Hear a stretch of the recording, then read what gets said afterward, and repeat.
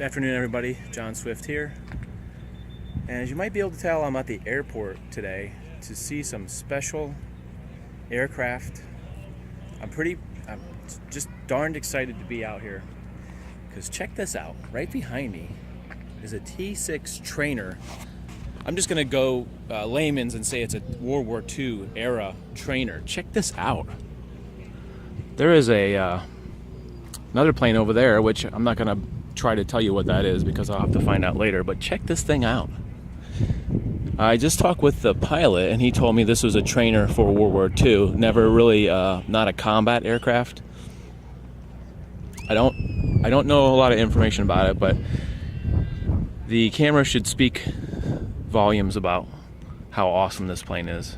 Really cool if you could look at the but also look at that. Does anybody know what that is? That is a B-29 superfortress. Am I saying that correctly? Superfortress. I looked up some information before I came out here. You should stick around, guys. This is going to be a really cool vlog with some antique aircraft. I'm super excited to be out here. Let's go check out this stuff. Come on.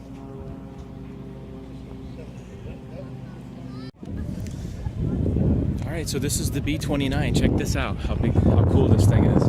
There's a big line of people over here waiting to get in, and it's very windy, so excuse the wind noises, but this is the B-29, the same plane that they used to drop the bombs on Japan. Check out that cockpit area. It reminds me of the Millennium Falcon a little bit, doesn't it? Check out these tires. These tires kind of actually look like they're a little bit... I wonder if it's because they land on grass and they wanted the tires or have a tighter tread on there. Look at the size of these engines. To give you some kind of scale, I'm trying to stand here. Give you a size of how big these engines are. How awesome this is.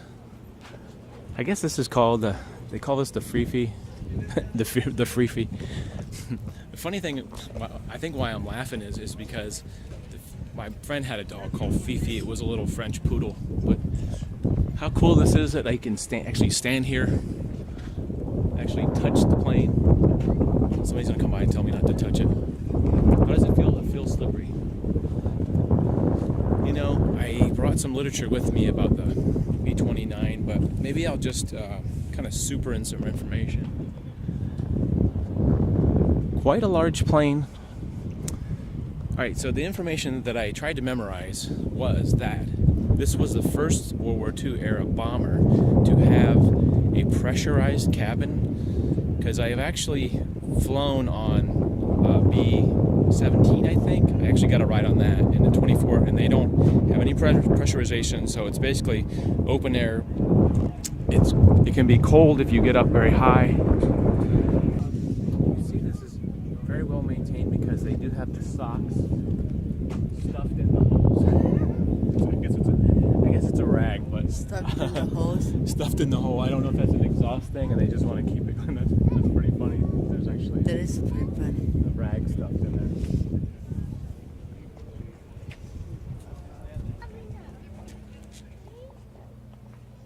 I'm not really sure what that area is in there, but I think it has something to do with the rear gunner. Maybe some equipment from the rear gunner. It says experimental on the side. And I don't know what that area is too, but it's pressurized. It looks like this area is pressurized because you can see the hatch has a seal around it, but this area doesn't look pressurized because, I don't know, it could be. Just not sure. So actually one of the pilots were telling me that this skid is sort of an emergency thing, so when they take off, that they don't hit this turret right there. They don't want to hit the turret, so this thing is protecting. If you look on the side of it, you can see it's actually very, very thick steel. Like you look here, and it's very thin. It's a very thin steel, and then this is really thick gauge steel, because that's what you would hit. He said if they were turning off if they were taking off, he said and it was a new pilot, they would actually all run to the back of the plane to try to make him hit this, because if you hit this thing on the ground, you would owe them a case of beer. That's hilarious. I could just see a bunch of 18, 20-year-old pilot jockeys doing that just for kicks. That sounds pretty funny. But this actually just protected the belly gun right there. As far as I read, most of these guns were 50 caliber. I could be wrong. I usually am wrong, but you can see how there's sort of like little remote guns where there's no actual place to see out, because from what it said on Wikipedia, a lot of the guns that were operated on this thing was they're remotely operated. Now, it said that they had some kind of electronic controls and stuff, but I don't know how they actually saw that. Maybe it had something to do with this side window over here. I'm not sure, but it kind of looks a little bit like I don't know. I'm not sure. It looks like a little robot head up there. You can see some guns up on top up there. You can look up top. There's like a lot of bubbles on top, and there's this bubble. So I wonder if this is either a bomb site or some kind of gun site. You can see these wheels are pretty big, about the size of a small car. Always interesting. I'm thinking about like movies and stuff where people actually stow away inside where the landing gear is and stuff. I wonder if that's actually possible, that you could actually stow away inside somewhere in there. You can sort of see there's actually a little bit of room up there. It'd be very interesting. I've heard stories of people stowing away inside I don't know how though. I thought maybe I'd walk out and get just a real wide shot here of the whole aircraft. It's pretty big. It's pretty wide. It's pretty awesome. I think this place is called Rextrix, something like that. Rextrix. But you can get a good scale of how big this is by the people standing out here. It's pretty windy today. I'm hoping that the wind's not messing up all this stuff. There's also some other really cool aircraft. There's actually a helicopter over there. There's another, I guess that's some kind of plane they give you rides in over here. And there's actually like I guess they call it a bi-wing, is the one with the yellow 2 wings that's way over there. Pretty awesome.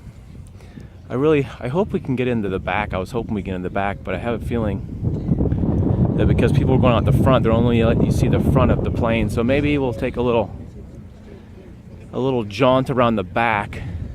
I've been in a B-17, I think, before. It was either a 17 or 24. And in those planes, they actually had side gunner doors right here.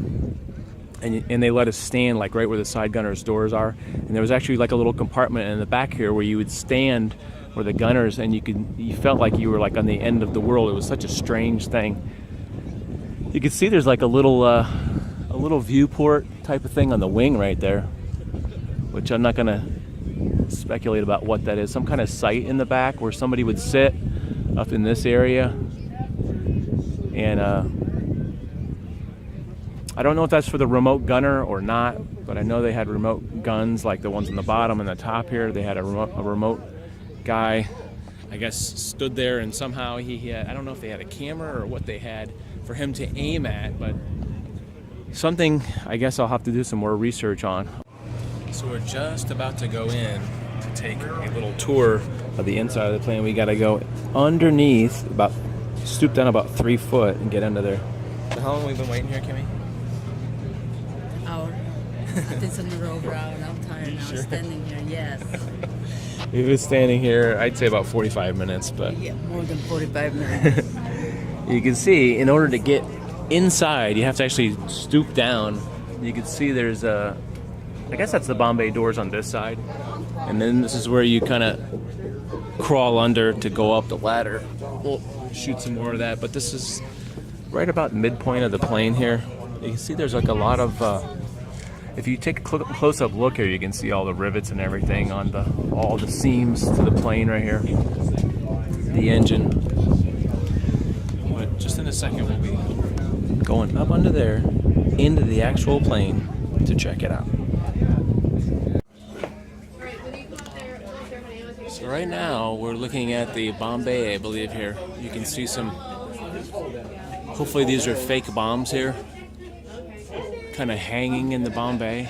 There's a lot of technical stuff in here. I'll take you a picture when you're going out.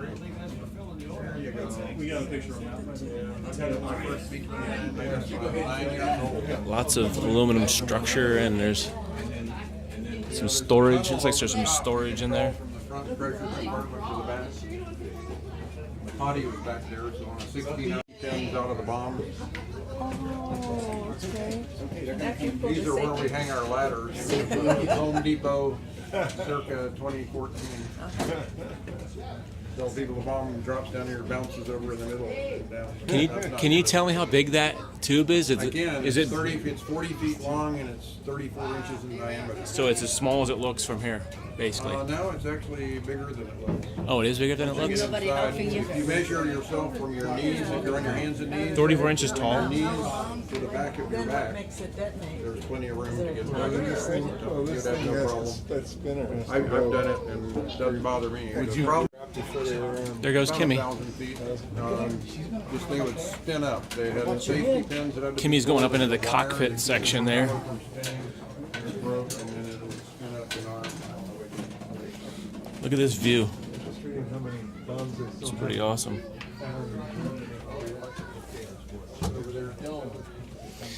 It is just very quaint, and look, oh my gosh, look at the size of that. That is where you have to climb over the bomb bay Oh, I guess it is to get to the rear section. It's 34 inches around, and you can see there's a mat, like a mat here. You crawl. See if you can get a shot of down there. You can kind of see the whole bomb bay. Let me turn the light on here. So here's what it looks like down the tube. The light's on, but you can't see that. That's how you have to crawl to the back of the plane during flight, right there. So there's all kinds of cool buttons and switches in here. All kinds of neat stuff. What is this tank? Your left hand here, it'll spin you around, you face the ladder, down you go. Thank you very much. Thank you, thanks for coming out. This is the small little quarters that they had in the rear of the cockpit. Check that out. What is that all about? Looks like a flare gun, doesn't it? Some kind of gun. Pyrotechnic pistols attached to the Good, Jerry. side Keep of it the up, thing. brother. Two drivers. How you guys doing? Good. How are you? Welcome. Well, that's a smiling face around the corner. Hey, how are you? Good. All right. Well, welcome to the forward cockpit of the B-29. The bombardier set up there. He actually flew the plane through that Norden bomb site that was very hush-hush in World War II. On the bomb run, he would take control through the autopilot and fly the airplane. Once the bombs were released, he would give control back to the pilot, who sat in the left seat. Co-pilot sat here in the right seat. The navigator, very important guy. He needs to get you where you're going and home safely, so he's giving coordinates to the pilot on how to fly there. The radio man back here, he communicates plane to plane, plane to ground. And the busiest guy in the airplane is right here. He's the flight engineer, and he runs the engines. Pilot and co-pilot really don't mess with engines too much. He does all of it here. They are looking at airspeed. They need a higher airspeed, they'll call out for a higher power setting. If they need a slower airspeed, they call out for a slower power setting. And that's from takeoff, cruise, and back to landing. That's the way we operate today. We operate with a crew of 3. Pilot, co-pilot, flight engineer in the front and 3 in the back, 2 gunner scanners and an APU operator. Why do we have guys in the back? Because the flight engineers on these airplanes can only see the propellers and the front of the nacelles. If there's a smoke trail, if there's oil leaking, if there's loose parts or whatever, you have to have somebody in the back of the plane calling up the flight engineer, say you probably need a feather number 2, it's puking oil everywhere, whatever. These engines are very, very efficient and very safe, but our old ones weren't. So they were really critical when we were flying our older engines. The additional person is the APU operator, auxiliary power unit. That's basically the startup power for these engines if the batteries are weak. So we fly with a crew of 6, so when we take a ride flight, we have 10 passengers, a crew of 16. So, are you fly this? I am a scanner gunner in the back and an APU operator. I do fly Warbirds, but I'm not checked out in this one. Yeah. Engineer, yes sir. Yes, sir. Bombardier, pilot, co-pilot, navigator, radioman, flight engineer sits here. Crew of 6. That's a lot of gauges. Yeah, he basically has control of the engines. The only thing they have are parallel throttle controls. They can use those on the ground for taxiing in windy conditions, and they also use that for the initial run up down the runway. You don't have any rudder authority on those. It's funny that's right there. And we're coming out the front nose cone here. Just a little ladder and scoot down, and we're out the front. No smoking. Make sure you don't smoke while you're heading down the ramp. That's a good one. No smoke. That was pretty awesome. All that stuff. It's a lot to it's a lot to take in. All the gauges and all the stuff. Amazing. Just amazing. All right, so we're looking at an Eaglefield. Looks like it's a PT-13, an open cockpit plane, which I don't think I've ever actually stood next into a plane this close to an open cockpit. And do you call these biplanes because it has two wings? Would this be considered like a World War I style biplane? Pretty awesome. I've never really had a chance to check out one of these things. You can kind of peek in the cockpit there. See all the controls. Very small cockpit. Looks like they have maybe a GPS right there. Some few modern additions, because this is a flying plane. Did anybody ever see like films of people wing walking? I guess they would. This is the kind of plane where people would wing walk and do all that kind of crazy aerobatic stuff. Here's the front cockpit.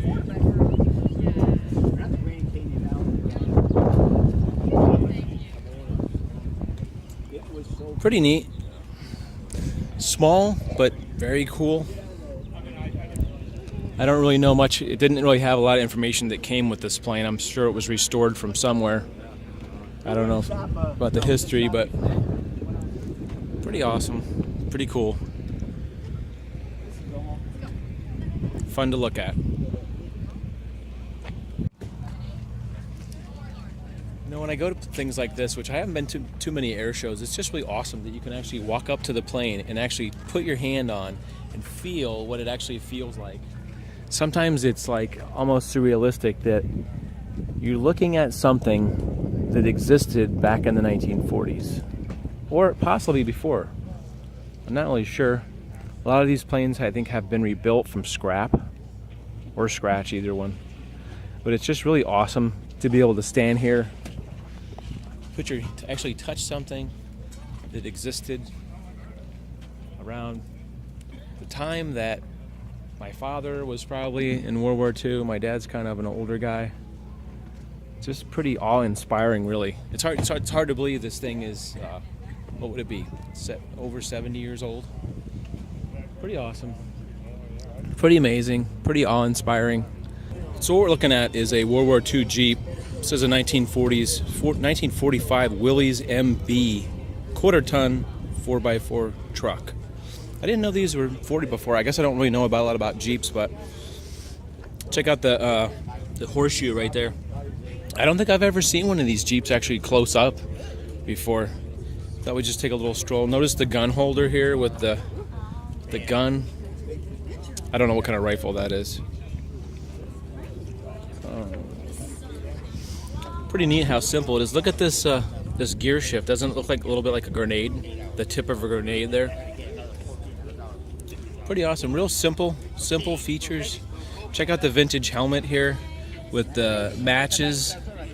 And there's actually a pack of Lucky Strikes there.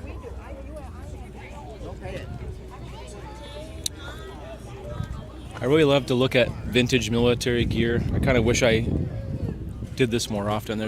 I'm just guessing this is a Browning machine gun, maybe a 50 caliber, possibly.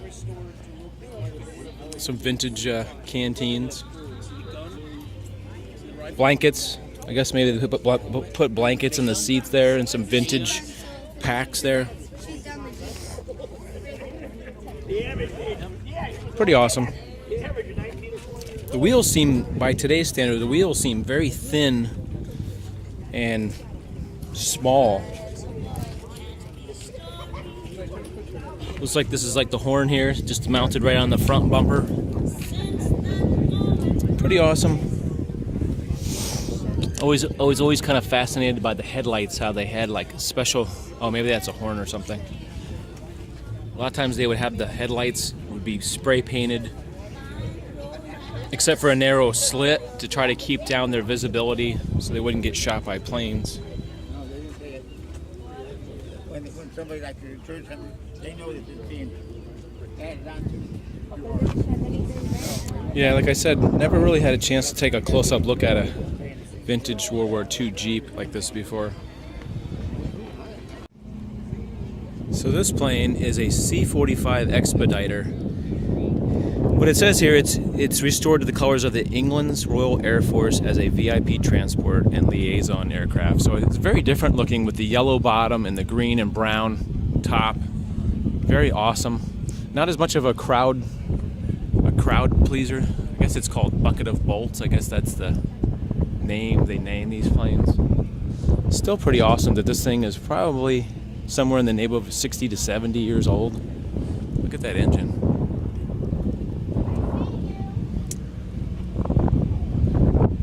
As per usual, I don't have a lot of information about this plane. Maybe it's something that I will put on the screen later. But just to be standing here is pretty awesome.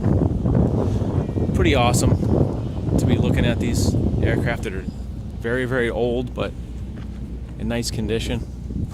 You can actually come out and touch these planes. It's just amazing. And if you look at the cockpit looks so tiny. Maybe I can get a shot of I'll get a shot of the cockpit. The cockpit. I didn't say that right. The place where the driver sits. You can kind of see in the window here. Tiny area there, like a little tiny car. In there.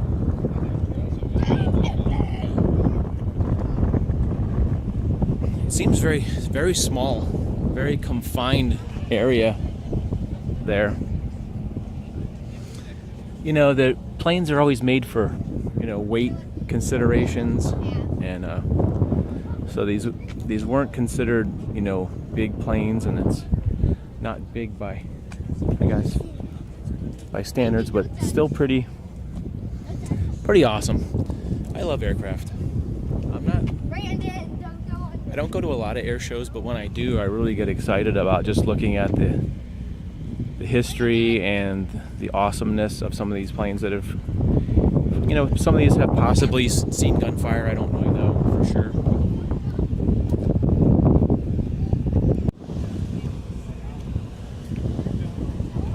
So right behind me is a big tractor trailer which features a movie all about the Tuskegee Airmen and the challenge that they faced, and a lot of people have heard about it, but this movie that they had in here was really awe-inspiring. I got really choked up watching the movie. Sometimes when I see a really good movie that has a lot of awe-inspiring content, I get really choked up. For like the last 10 minutes, my throat was all choked up. It was really fascinating. If you ever have a chance to go, if this comes to your town, make sure you go see this movie.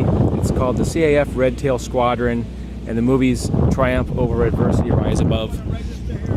I hope you guys enjoyed this video and all these awesome planes over here looking around. Leave a comment if I got something wrong, which I probably surely did, some information, but sometimes I get a little overwhelmed by the awesomeness when I come out to a place like this, and sometimes I'm just like dumbfounded. So my eyes are so full of everything. I hope you enjoyed all the video, and hope you subscribe so you can catch my new videos and all the great stuff I'm going to be doing.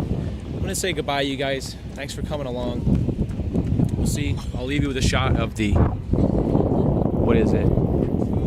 The B-29 Fifi here in Sarasota, Florida. Please like and subscribe. So we're standing right next to this vintage open cockpit. I don't know why I keep getting caught on the open cockpit. I can't, for some reason I'm not saying cockpit correctly today.